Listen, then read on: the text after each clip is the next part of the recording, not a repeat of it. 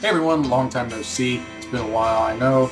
I've been out of town. I've been working on a couple of projects, so it's been very busy here at the nearing the end of the summer, which I'm very much looking forward to the fall, which you need to be aware that I'm going to be having some specials going on, just to kind of kick off the fall. So current students, you're going to be involved in this too. It's not just for new students. So new students, you're going to get some specials. Current students, you're going to get some discounts for the fall, just to kind of kick things off as you get back into school, and just into the swing of things. So be on the lookout for that at andrewsmusiccorner.com. Okay, so we're going to conclude our two-part study of the pentatonic scale. Last time we looked at the basics, and in particular, we looked at minor pentatonic and some of the things you can do with it. Today, we're going to look at the modes of the pentatonic scale. Okay, so to look at these modes, I've got this guitar. I'm working on it for a friend, and I figured, hey, I'll use it. It feels pretty good, but it was its previous owner sanded all the paint off of it with not very fine grade sandpaper, and looks like he attempted to make flames. So it's got some character on it, and it has like a name sketched in on the back of the neck. It's I don't know. Kind of rough, but feels pretty good. Anyway, we're going to talk about the 5 modes of the pentatonic scale, and they are major pentatonic, that's the first one we're going to look at, then suspended pentatonic, man gong, the ritu-sin, and then finally the minor pentatonic, which we really won't do any of because we did that last time. So you can think of this too as, if you're familiar with a keyboard on a piano, you can think of the 5 black keys and just play those. Because that is a pentatonic, and just start at one black key and go up to its octave, start at the next one and go up to its octave, and then you can kind of you can get a feel of what each of the modes sound like. But why don't we take a look at it from a guitar perspective, since these are guitar lessons. The first one is very simple. It's the major pentatonic. If we look at C, it's simply a 1, a 2, a 3, a 5, a 6, and then finally the octave. So all it is a major scale with no 4 and no 7. Now you'll notice that this is a lot like the minor pentatonic that we did, the A minor that we worked on a lot last time, because C is the relative major of A minor pentatonic. So if you play an A minor pentatonic and just start at C, that's all you got to do. So whatever minor pentatonic you can play, its relative major is the very next note. You can really use that anywhere. It's very simple. Suspended pentatonic. This one's pretty interesting. This consists of a 1, 2, 4, 5, flat 7. And then finally its octave.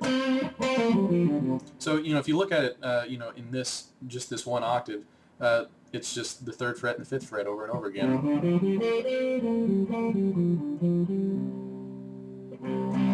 So you can use this when you're playing like a C7 suspended, or something like a C9 suspended. It's a palindromic scale, which means you can use it in many different settings, because there is no 3rd and there's no 6. The only thing that you have to give you a clue on how to use this is the flat 7. So you can use this in either a major or a minor context. The flat 7 would just be indicative of something like Mixolydian, which is a major scale with a flat 7. So because this has no 3rd and it has no 6, it's neither major nor minor. So you can really use it anywhere, and it's kind of an interesting little scale. So mess around with that. Let's take a look at the next one. Okay, the next 2. I'm doing these 2 together because they are, they're really the last 2. They're Chinese, man gong and the ritu-sin. And I don't know if I'm pronouncing those right. You can look at them and, maybe pronounce it better than me. I don't know. I'm not a linguist, just a guitar player. So the man gong, which is M-A-N space G-O-N-G, this one is the 3rd mode. You're going to start from C. You're going to go to the flat 3rd, being E flat, F, which is our 4th, our flat 6, A flat, and then B flat to flat 7, finally back to C.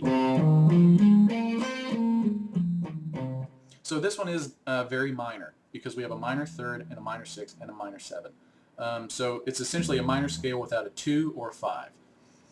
So it's just another form of minor pentatonic. You can think of it that way. But it just has definitely a characteristic sound that you can mess around with and try to come up with something cool and unique. The Ritusen, again, don't know if that's right, Ritusen. This one's interesting. I like this one. I'm going to spend some more time with it. It's 1, 2, 4, 5, 6, and then finally back to the 7. So you've got C, D, F, G, A. Now this one is also that long P word, the palindromic scale, where you can use this in a couple of different contexts, because we don't have a third and we also don't have a 7. So the only thing that we have to give us a hint is the A, which is a major 6. So we know that it's not completely minor, but we don't know if it's completely major because there's no 7, there's no third to help out there. So you can use this in a minor context as well as a major context. But if you're going to use it in minor, this would be more like a Dorian. So you can think of it as a Dorian pentatonic. And if you're not familiar with the Dorian mode, I did a lesson a few weeks back. The video is on there. You can check that out. Yeah, very interesting modes, and don't let the fact that they're very similar and that they're only 5 notes, don't let that hinder you. Learn those all over the place, and I'll have them written out for you, and give those a shot. And remember what I said about where to use some of these, and I'll have that written down as well on the tab, so you can try to use these in different musical contexts, maybe come up with something really cool, and maybe something that you didn't know that you can do with pentatonic scales. Okay, I know that was a short one, but I got to get going. I got some more lessons to do, so this was an intentionally short lesson. If you have any questions, feel free to send me a question, or if you want to see a particular lesson. Remember, most of the lessons that I do, these pre-recorded lessons that I do, come from email. All you do is email requests@andrewsmusiccorner.com, and we'll tackle your question right here. Okay, I'll see you next week, and rock on.